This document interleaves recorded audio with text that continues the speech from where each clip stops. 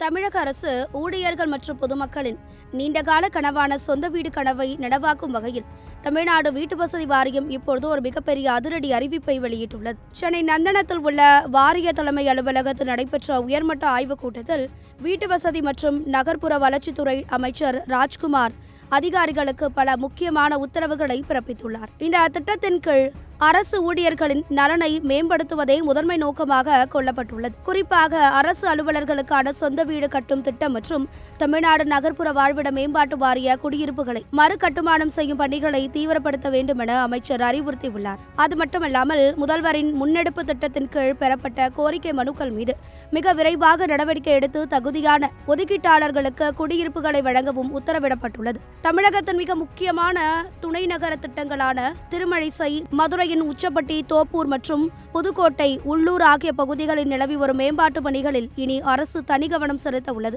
புதுமனை மேம்பாட்டு திட்டங்கள் மற்றும் வணிக வளாக கட்டுமான பணிகளை விரைந்து முடித்து அவற்றை மக்கள் பயன்பாட்டிற்கு கொண்டு வருவதற்கான காலக்கெடுவும் அதிகாரிகளுக்கு விதிக்கப்பட்டுள்ளது.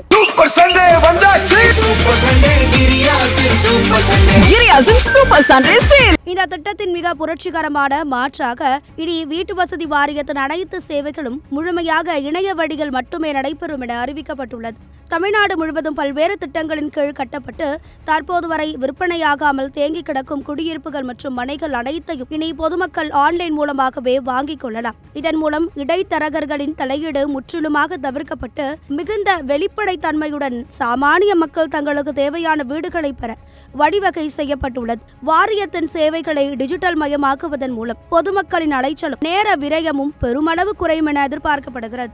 அரசு முதன்மை செயலாளர் கிர்லேஷ்குமார் மற்றும் வாரிய மேலாண்மை இயக்குநர் பிரபாகர் உள்ளிட்ட பல உயர் அதிகாரிகள் பங்கேற்ற இந்த கூட்டத்தின் முடிவுகள் தமிழகத்தில் நிலவி வரும் வீட்டு வசதி தேவையை ஈடுகட்டுவதில் ஒரு முக்கிய மைல்கல்லாக பார்க்கப்படுகிறது.